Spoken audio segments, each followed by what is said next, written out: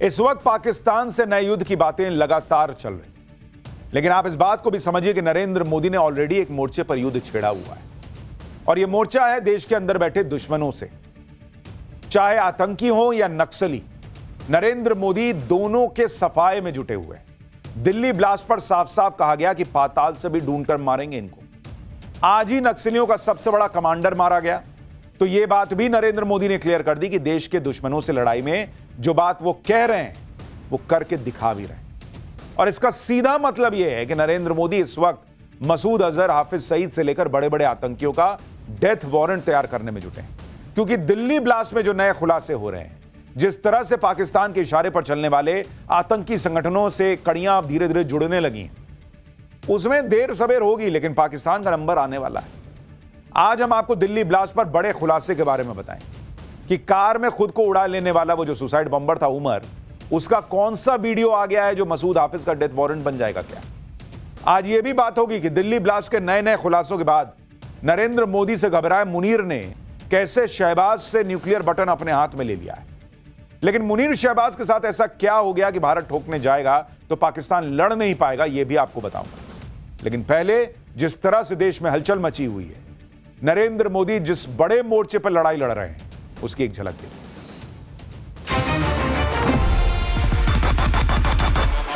One of the very misunderstood concept of what has been labeled as suicide bombing. Danish जो कि drone से rocket बनाने में expert था, फिलहाल कड़ी सुरक्षा के बीच में उसे पटियाला हाउस कोर्ट के अंदर ले जाया जा रहा है। और ये भटके हुए नौजवान हैं जो भटक करके इस तरह की हरकतें करते हैं और इस तरह के बयान देते हैं। सबको आप देशद्रोही बनाएंगे कश्मीर में, तो उसका फिर क्या रिजल्ट होगा?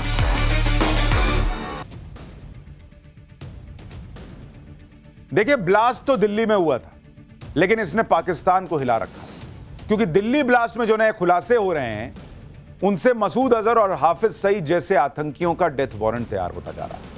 क्योंकि दिल्ली ब्लास्ट में जांच एजेंसियों को अब तक का सबसे बड़ा और विस्फोटक वीडियो सबूत हाथ लगा है। जांच एजेंसियों को उमर का एक वीडियो मिला है, इसमें वो सुसाइड बॉम्बिंग का महिमा मंडन कर रहा है। दिल्ली में चलती कार में खुद को उड़ा लेने वाले उमर का यह वीडियो जांच में एक बहुत अहम सबूत साबित हो सकता है। यही वो आतंकी है जिसने उस दिन गाड़ी में बैठकर बम बनकर उड़ गया था और कितने ही मासूमों की जान ले ली थी। लेकिन इस वीडियो में वो क्या कह रहा है, जरा सुनिए एक बार उमर को। One of the very misunderstood concept of what has been labeled as suicide bombing. It is martyrdom operations, and it is being known in Islam. There are multiple contraindications, but there are multiple arguments that have been brought against it. Martyrdom operations. When a person presumes that he is going for sure die at a particular place at a particular time, he goes against the presumption that a particular. Umar का यह video हाथ लगना एक बड़ी कामयाबी है, क्योंकि terror module के बाकी आरोपी तो गिरफ्त में हैं, लेकिन उमर तो ब्लास्ट के साथ उड़ गया था।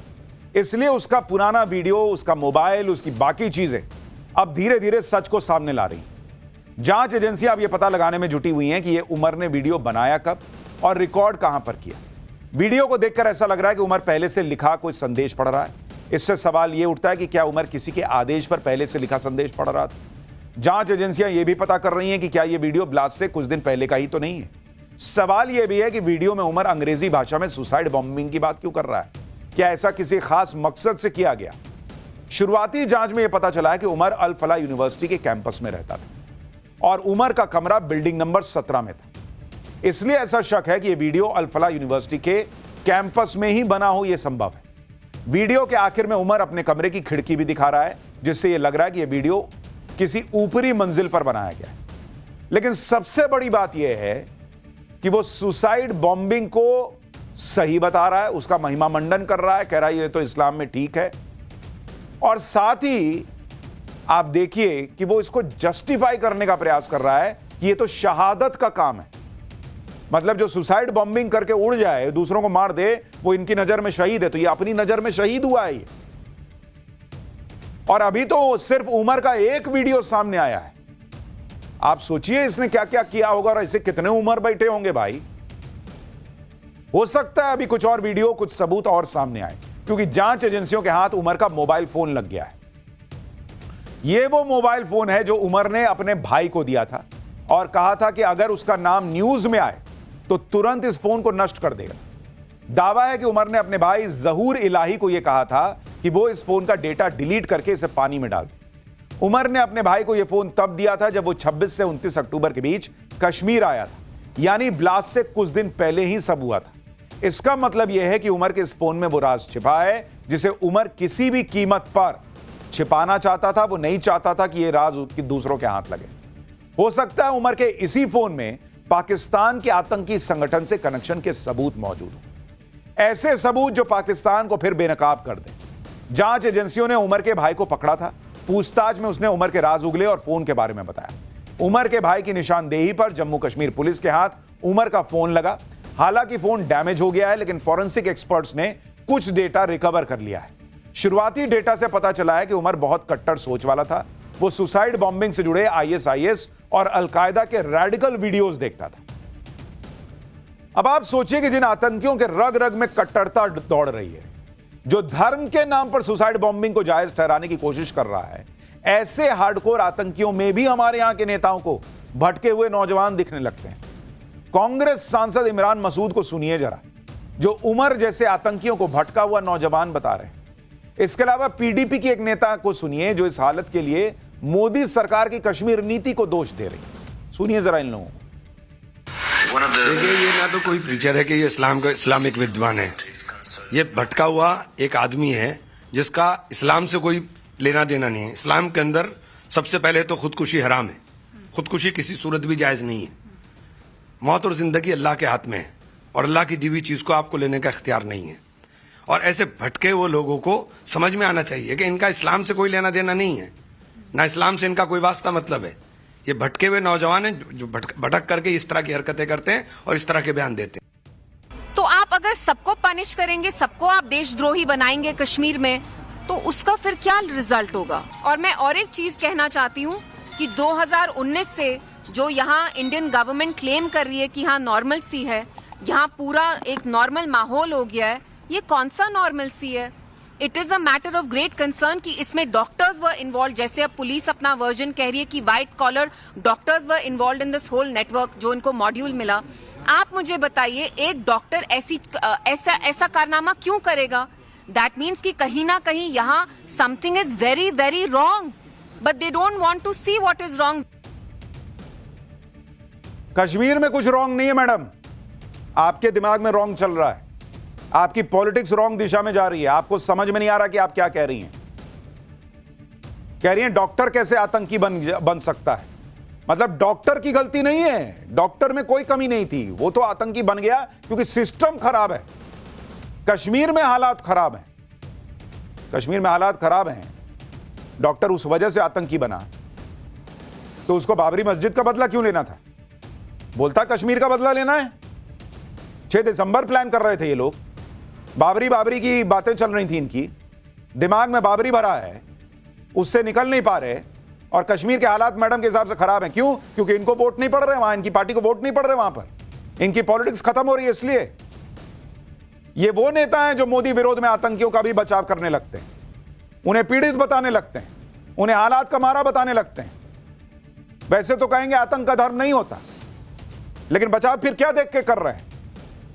जबकि इसी देश के सिस्टम में रहते हुए इन्हें डॉक्टर बनने का मौका मिला। अंग्रेजी सुनिए इसकी, 2 कौड़ी की अंग्रेजी है, फिर भी कहीं एडमिशन मिला, कहीं जो है वो पढ़ा लिखा डॉक्टरी कर रहा था, फिर भी इसको देश में दिक्कत ही दिख रही थी। लाखों की सैलरी मिल रही थी, लेकिन देश में दिक्कत थी। इनमें से किसी की सैलरी तो 4-4 लाख रुपया महीना है, फिर भी दिक्कत है। और जो दिक्कत तुम्हारे अंदर है, देश में क्या दिक्कत है भाई? इन्हें विदेश में घूमने का मौका मिल रहा था, डॉक्टर होने का मान सम्मान मिल रहा था, लाखों के रुपए महीने कमाने वाले और इंग्लिश बोलने वाले ये डॉक्टर दबे कुचले और पीड़ित तो नहीं थे। और पीड़ित होते भी तो आतंकी बनने का लाइसेंस थोड़ी मिल जाता है। फिर भी इंडी गठबंधन के नेताओं को इन आतंकियों में भटके हुआ नौजवान दिखता है। देश के हालात में कमी है लेकिन इनमें कोई कमी नहीं। लेकिन जांच एजेंसियों को पता है कि ये भटके हुए नौजवान कितने रेडिकल थे, कितने हार्डकोर आतंकी बन चुके थे। दिल्ली ब्लास्ट में जांच एजेंसियों का पूरा फोकस उमर पर था। वो दिल्ली ब्लास्ट की सबसे अहम कड़ी है। उमर ने कार में खुद को उड़ा लिया था और जिस तरह से उमर अपने वीडियो में सुसाइड बॉम्बिंग की बात कर रहा था, उससे दिल्ली ब्लास्ट में पाकिस्तान के आतंकी संगठन जैश ए मोहम्मद का हाथ होने का शक और गहराता जा रहा है, क्योंकि सुसाइड बॉम्बिंग जैश के आतंकी हमलों का ही एक तरीका है। दूसरी बात, 28 साल का डॉक्टर उमर उसी पुलवामा का रहने वाला था जिस पुलवामा में साल 2019 में सुरक्षा बलों पर आत्मघाती हमला हुआ था। उस हमले में भी कार सवार ने खुद को धमाके से उड़ा दिया था। पुलवामा हमले में भी जैश का हाथ था और अब दिल्ली ब्लास्ट में भी उसी पैटर्न पर आतंकी ने कार में धमाके के साथ खुद को उड़ा लिया। इसके अलावा जैश ए मोहम्मद का कनेक्शन इसलिए भी पुख्ता होता जा रहा है क्योंकि जैश का पोस्टर चिपकाने की घटना की वजह से ही यह पूरा व्हाइट कॉलर टेरर मॉड्यूल बेनकाब हुआ। यह सारी थ्योरी, ये सारे सबूत जैश ए मोहम्मद की साजिश की तरफ इशारा कर रहा है। लेकिन नरेंद्र मोदी अभी इंतजार कर रहे हैं कि पूरा खाका खींचो, एक एक सबूत जुटाओ, इतना पुख्ता जुटाओ कि दुनिया में जब पाकिस्तान रोते हुए जाए तो वो सबूत दुनिया के मुंह पे मारेंगे। देखो इसलिए मार रहे हैं।